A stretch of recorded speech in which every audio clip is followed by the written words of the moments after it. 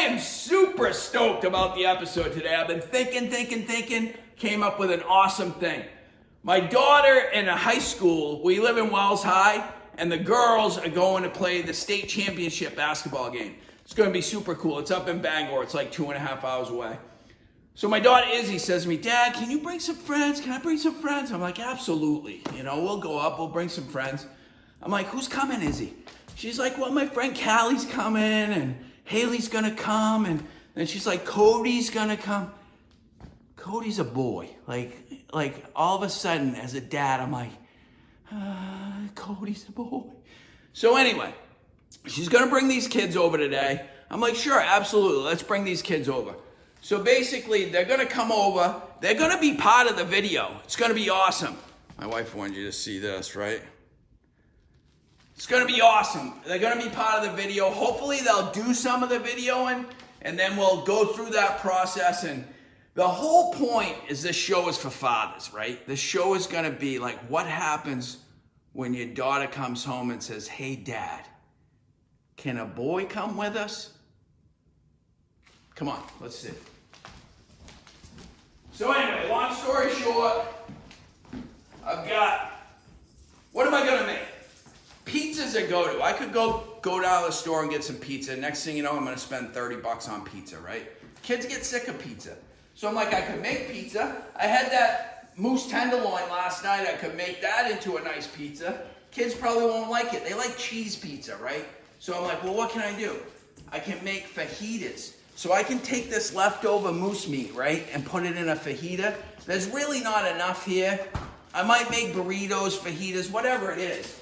So I took out some moose hamburger, and I'm gonna put some seasoning in that, make that nice, and they'll be able to use that. So as I'm going through the cupboards to see what I have, you know, I happen to have some tortillas. These have been in there for a while, I'll be honest with you, but use by date still available, so we're gonna use them.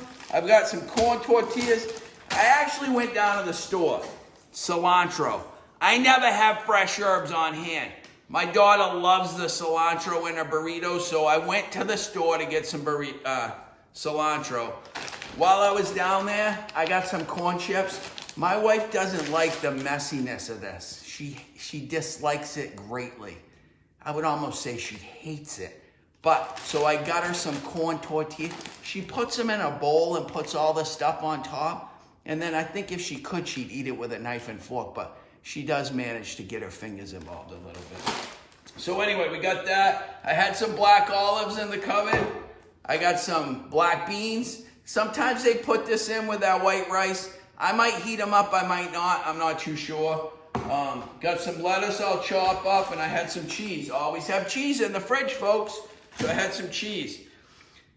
Hannah had bought these avocados the other day.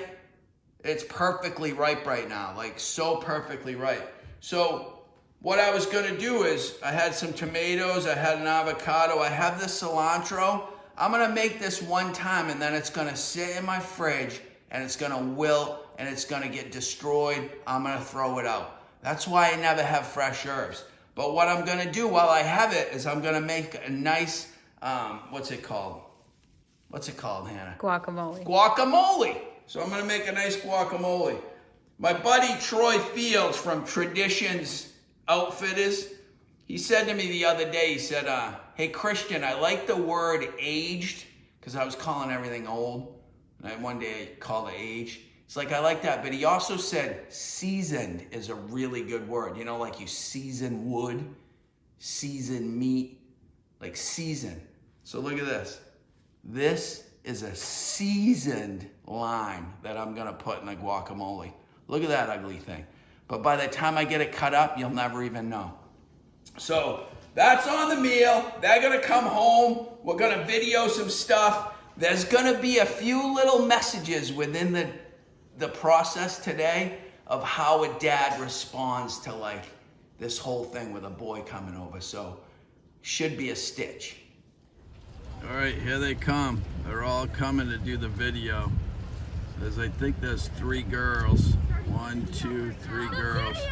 And a boy. A freaking boy. What's up, guys? I'm Christian Wesley. There you go. They're all excited. All right, So the kids got home from school. They're getting ready to go through the video. This is Izzy's friend Callie. Say hello, Callie. Hi. This is my daughter Izzy, awful sweet.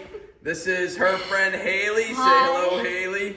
And this is her friend Cody. You know that Cody kid right there. That's Cody. And what are you guys? You're gonna dedicate this video to who? Delaney. Nice, Delaney. This is the video to you. So what we're doing is we've got a bunch of kitchen utensils this afternoon, and Cody's gonna video me, giving you guys some instructions about this. So what we have going on is we have utensils that you use in a normal everyday kitchen. There's certain techniques to use. I'm just gonna go through these techniques and show you how it's done. This one's especially for you, Cody, just so you know. So this is a piece of steak, right? So this is what's called a meat tenderizer, right? A meat tenderizer. So what it does is it actually beats the meat down a little bit and spreads it out. It makes it more tender. You don't have to hit hard on this, people, right? You just have to do it a little bit. Now, this is also good. You got to keep your fingers out of the way because this will break fingers. You know what I'm saying? It will break fingers, so keep it out of the way. So that's a meat tenderizer. Your knife, you always want to have a good knife. You understand, Cody? Always a good knife. So what you want to do is you want to curl your fingers in and you want to slice. Because what will happen with a knife, if you put your fingers out, they chop fingers off. They chop fingers off, you know? So you don't want that to happen. This is a pair of pliers. So what you do with pliers in the kitchen is if you have some fish and they have a bunch of bones in it, you can debone the fish with the pliers. I've heard that these pliers, you can also like pull fingernails out with them. You understand what I'm saying, Cody? You could like pull fingernails out with them, you know? So finally, we've got this blowtorch. I love blowtorches. Turn the gas on, right? You let it roll. Now what blowtorches are good for, if you had a piece of tuna, this happens to be prime rib. If you had a piece of tuna, you could just sear the side with a tuna, right? But with prime rib, you're looking at getting it almost rare, so this really works good to get it rare. I mean, it's awesome. But what happens if you were to leave it right on there, it puts a deep, dark burn into your skin. Do you understand what I'm saying, Cody? Deep, dark burn into your skin. So that's using kitchen utensils. Oh, I almost forgot.